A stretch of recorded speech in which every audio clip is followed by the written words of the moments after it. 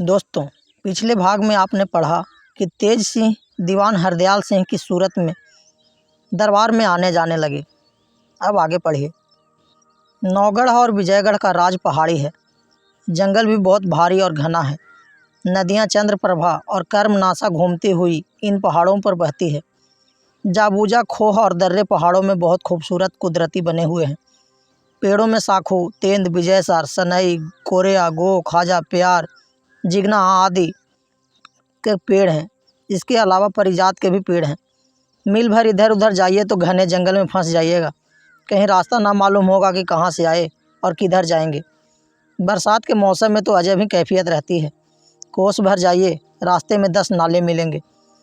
जंगली जानवरों में 12 सिंघा, चीता, भालू, तेंदुआ, चिकारा, लंगूर, बंदर वगैरह के अलावा कभी कभी शेर भी दिखाई देते हैं, मगर बरसात में नहीं, क्योंकि नदी में पानी ज़्यादा हो जाने से उनके रहने की जगह खराब हो जाती है और तब ये ऊंची पहाड़ियों पर चले जाते हैं।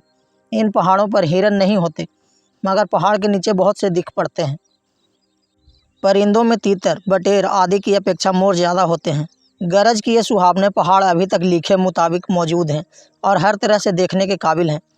उन अयारों ने जो चुनारगढ़ से क्रूर और नाजिम के संग आए थे, शहर में ना आकर इसी दिलचस्प जंगल में क्रूर के साथ अपना डेरा जमाया और आपस में यह राय हो गई कि सब अलग अलग जाकर अयारी करें तथा जब ज़रूरत हो जंगल में जफील बजाकर इकट्ठा हो जाया करें। बद्रीनाथ ने, जो इन अयारों में सबसे ज़्यादा चालाक और होशियार था, यह राय निकाली कि एक दफ़ा सब कोई अलग अलग भेष बदलकर शहर में घुस दरबार और महल के सब आदमियों तथा लौंडियों बल्कि रानी को देख ले और पहचान आए कि चाल चलन तजवीज़ कर नाम भी याद कर लें, जिससे वक्त पर अयारी करने के लिए सूरत बदलने और बातचीत करने में फ़र्क न पड़े। इस राय को सभी ने पसंद किया। नाजिम ने सभी का नाम बताया और जहाँ तक हो सका पहचानवा दिया। वे अयार लोग तरह तरह के भेष बदलकर महल में भी घुस आए और सब कुछ देखभाल आए, मगर अयारी का मौका चपला की होशियारी की वजह से किसी को न मिला और उनको अयारी करना मंजूर भी न था जब तक कि हर तरह से देखभाल न लेते। जब वे लोग हर तरह से होशियार और वाकिफ़ हो गए तब अयारी करना शुरू किया। भगवान दत्त चपला की सूरत बना नौगढ़ में वीरेंद्र सिंह को फंसाने के लिए चला। वहां पहुंचकर जिस कमरे में वीरेंद्र सिंह थे, उसके दरवाजे पर पहुंच पहरे वाले से कहा, जाकर कुमार से कहो कि विजयगढ़ से चपला आई है। उस प्यादे ने जो खबर कर दी। कुछ रात गुजर गई थी। कुंवर वीरेंद्र सिंह चंद्रकांता की याद में बैठे तबीयत से युक्तियाँ निकाल रहे थे। बीच बीच में ऊंची सांस भी लेते जाते थे। उसी वक्त चौबदार ने आकर अर्ज किया, पृथ्वीनाथ, विजयगढ़ से चपला आई है और ड्योढ़ी पर खड़ी है, क्या हुक्म होता है? कुमार चपला का नाम सुन ही चौंक उठे और खुश होकर बोले, उसे जल्दी अंदर लाओ। हुक्म के मुताबिक चपला हाजिर हुई। कुमार चपला को देख उठ खड़े हुए और हाथ पकड़कर अपने पास बैठा बातचीत करने लगे। चंद्रकांता का हाल पूछा। चपला ने कहा, अच्छी है, सिवाय आपकी याद के और किसी तरह तकलीफ़ नहीं। हमेशा कहा करती है, बड़ा में बेमुरब्बत हैं, कभी खबर भी नहीं लेते कि जीती है या मर गई। आज घबराकर मुझको भेजा है और यह 2 नाशपातियाँ अपने हाथ से छील काट कर अपने वास्ते भेजी है तथा अपने सिर की कसम दी है कि इन्हें ज़रूर खाइएगा। वीरेंद्र सिंह चपला की बातें सुन बहुत खुश हुए। चंद्रकांता का इश्क पूरे दर्ज पर था। धोखे में आ गए। भले बुरे की कुछ तमीज़ न रही। चंद्रकांता की कसम कैसे टालते। झट नाशपाती का टुकड़ा उठा लिया और मुंह से लगाया ही था कि सामने से आते हुए तेज सिंह दिखाई पड़े। तेज सिंह ने देखा कि वीरेंद्र सिंह बैठे हैं। देखते ही आग हो गए। ललकार कर कहा, खबरदार, मुंह में मत डालना। इतना सुनते ही वीरेंद्र सिंह रुक गए और बोले, क्यों, क्या है? तेज सिंह ने कहा, मैं जाती दफ़ा कितनी बार समझा गया, अपना सिर मार गया, मगर आपको ख्याल न हुआ। कभी आगे भी चपला यहाँ आई थी, आपने क्या खाक पहचाना कि यह चपला है या कोई अयार?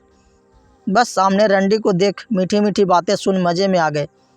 तेज सिंह की धुड़की सुन वीरेंद्र सिंह तो शर्मा गए और चपला के मुंह की तरफ देखने लगे, मगर नकली चपला ने झट से फंस तो चुकी ही थी, खंजर निकालकर तेज सिंह की तरफ दौड़ी।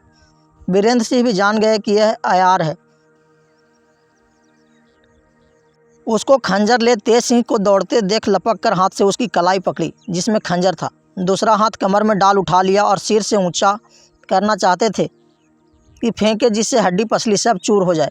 तेज सिंह ने आवाज़ दी, पटकना मत, मर जाएगा। अयार लोगों का काम ही यही है, छोड़ दो, मेरे हवाले करो। यह सुन कुमार ने धीरे से ज़मीन पर पटक कर मुझके बांध तेज सिंह के हवाले किया। तेज सिंह ने ज़बरदस्ती उसके नाक में दवा ठोंस बेहोश किया और गठरी में बांध किनारे रख बातें करने लगे। तेज सिंह ने कुमार को समझाया और कहा, देखिए, जो हो गया सो हो गया, मगर अब धोखा मत खाइएगा। कुमार बहुत शर्मिंदा थे, इसका कुछ जवाब न दे विजयगढ़ का हाल पूछने लगे। तेज सिंह ने सब खुलासा ब्यौरा कहा और चिट्ठी भी दिखाई जो महाराज जय सिंह ने राजा सुरेंद्र सिंह के नाम लिखी थी। कुमार यह सब सुन चिट्ठी देख उछल पड़े। मारे खुशी के तेज सिंह को गले से लगा लिया और बोले, अब जो कुछ करना हो जल्दी कर डालो। तेज सिंह ने कहा, हाँ देखो, सब कुछ हो जाता है, घबराओ मत। इसी तरह दोनों की बातें करते तमाम रात गुजर गई। सवेरा होने ही वाला था जब तेज सिंह उस अयार की गठरी पीठ पर लादे उसी तहखाने को रवाना हुए जिसमें अहमद को कैद कर आए थे। तहखाने का दरवाज़ा खोल अंदर गए। टहलते टहलते चश्मे के पास जाकर देखा कि अहमद नहर के किनारे सोया है और हरदयाल सिंह एक पेड़ के नीचे पत्थर की चट्टान पर सिर झुकाए बैठे हैं।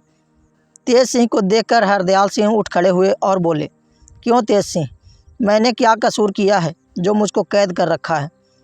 तेज सिंह ने हंसकर जवाब दिया, अगर कोई कसूर किया होता तो पैरों में बेड़ी पड़ी होती, जैसा कि अहमद को आपने देखा होगा।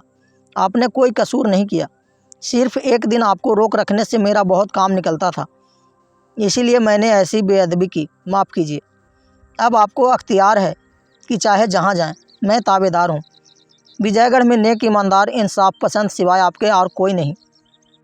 इसी सबब से मैं भी मदद का उम्मीदवार हूँ।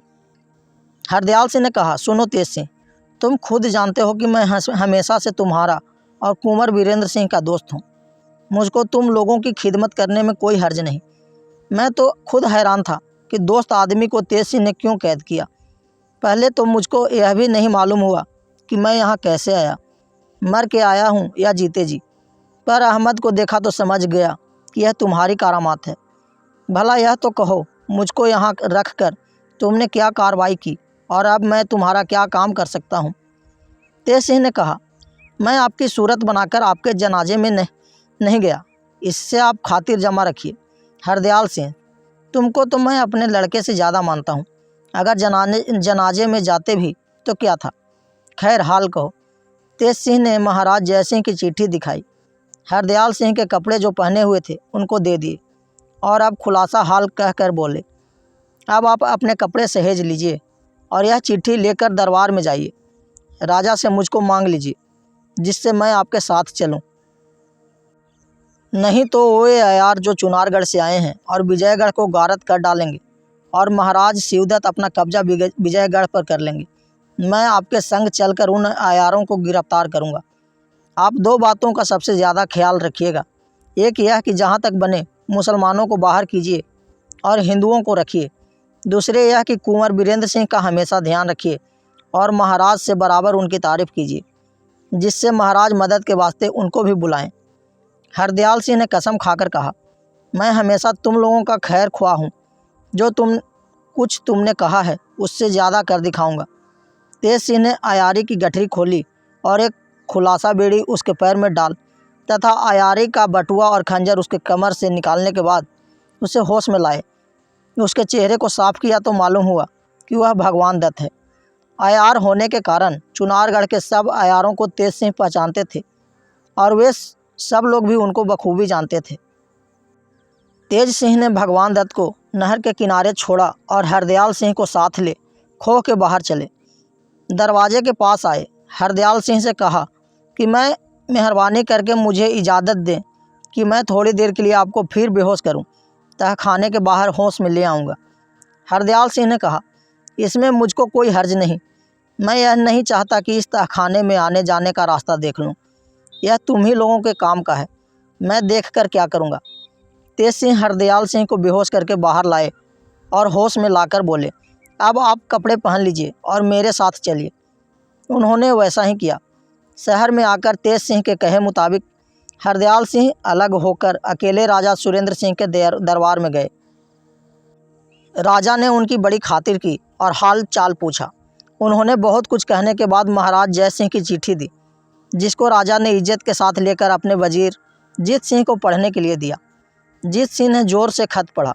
राजा सुरेंद्र सिंह चिट्ठी पढ़कर बहुत खुश हुए और हरदयाल सिंह की तरफ देखकर बोले, मेरा राज्य महाराज जैसी का है, जिसे चाहे बुला लें, मुझे कुछ हर्ज नहीं। तेज सिंह आपके साथ जाएगा। यह कह अपने वजीर जीत सिंह को हरदयाल सिंह की मेहमानदारी का हुक्म दिया और दरबार बर्खास्त किया। दीवान हरदयाल सिंह की मेहमानदारी 3 दिन तक बहुत अच्छी तरह से की गई, जिससे वे बहुत खुश हुए। चौथे दिन दीवान साहब ने राजा से रुखसत मांगी। राजा बहुत कुछ दौलत जवाहरात से उनकी विदाई की और तेज सिंह को समझा बुझाकर दीवान साहब के संग किया। बड़े साज सामान के साथ ये दोनों विजयगढ़ पहुँचे और शाम को दरबार में महाराज के पास हाजिर हुए। हरदयाल सिंह ने महाराज की चिट्ठी का जवाब दिया और सब हाल कह सुरेंद्र सिंह की बड़ी तारीफ की, जिससे महाराज बहुत खुशी हुए और तेज सिंह को उसी वक्त सम्मान देकर हरदयाल सिंह को हुक्म दिया